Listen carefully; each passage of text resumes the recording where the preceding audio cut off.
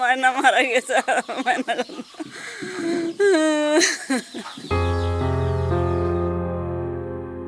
একমাত্র ছেলের ছবি হাতে নিয়ে পাথর হয়ে বসে আছেন মা।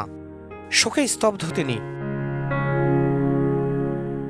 ছেলেকে হারিয়ে পাগলপ্রায় মা বাবা এখন পথ চেয়ে আছেন সন্তানের নিথর দেহের প্রতীক্ষায়। মৃত্যুর সংবাদ আসার পর 3 দিন পার হলেও এখনো দেশে ফেরেনি ছেলের মরদেহ। ছেলে স্বপ্ন ছিল ছেলে আমার বড় ডিগ্রি অর্জন করবে, আমি বড় ডিগ্রি অর্জন করবো, যত ডিগ্রি অর্জন করবো তত আমার সম্মান বাড়বে, আমি দেশে যাও, আমি কাজ করে পারবো। আমার বড় একটা শখ যে চলো বিদেশে পড়াবো, যেহেতু ম্যাট্রিকে ইন্টারে খুব ভালো রেজাল্ট ছিল, সেহেতু আমি মনে করেছি যে এই বাংলাদেশে উজ্জ্বল করতে দেশ গড়ার কারিগর হিসাবে ওকে আমি বিদেশে পড়াতে চাই। আমি আর বিশেষ কিছু চাই না, আমার তো চলেই গেছে, আমার সবই চলে গেছে, আমি ছেলেটা ফেরত চাই তাড়াতাড়ি। এটা সরকারের কাছে আমার আকুল আবেদন। উচ্চশিক্ষার স্বপ্ন নিয়ে 2023 সালে স্কলারশিপে দক্ষিণ কোরিয়ায় পাড়ি জমান হাসিবুর রহমান। বিদেশে যাওয়ার পর 2025 সালের ডিসেম্বর মাসে দক্ষিণ কোরিয়ায় বসবাসরত পূর্ব পরিচিত এক মেয়েকে তিনি বিয়েও করেন। গত 2 মে কোরিয়ার স্থানীয় সময় মধ্যরাতে রাস্তা পার হওয়ার সময় গাড়ি চাপায় পড়েন তিনি। হাসপাতালে নেওয়ার পর তাকে লাইফ সাপোর্টে রাখা হয়, তবে মস্তিষ্কে গুরুতর আঘাত পাওয়ায় ওই রাতেই মৃত্যু হয় হাসিবের। সে খুব মেধাবী, লেখাপড়ায় ছিল নাম্বার 1।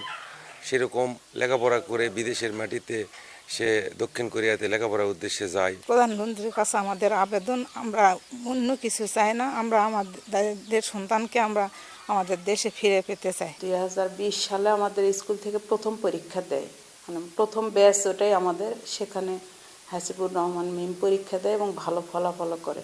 শিগগিরই নিহত শিক্ষার্থীর মরদেহ ফিরিয়ে আনার প্রক্রিয়া চলছে বলে জানায় উপজেলা প্রশাসন।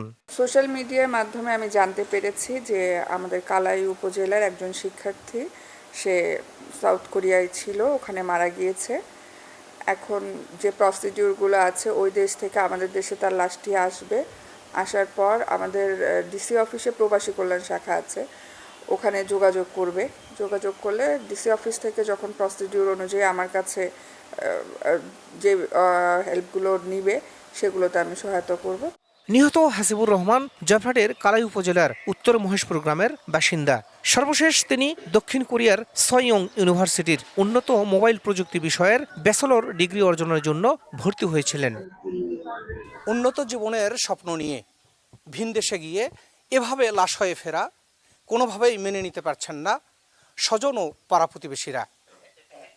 তাদের একটাই দাবি, সকল কাগজপত্র বা আইনি প্রক্রিয়া সম্পন্ন করে দ্রুত যেন এই মেধাবী ছাত্রের মরদেহটি প্রিয় জন্মভূমিতে ফিরিয়ে আনা হয়।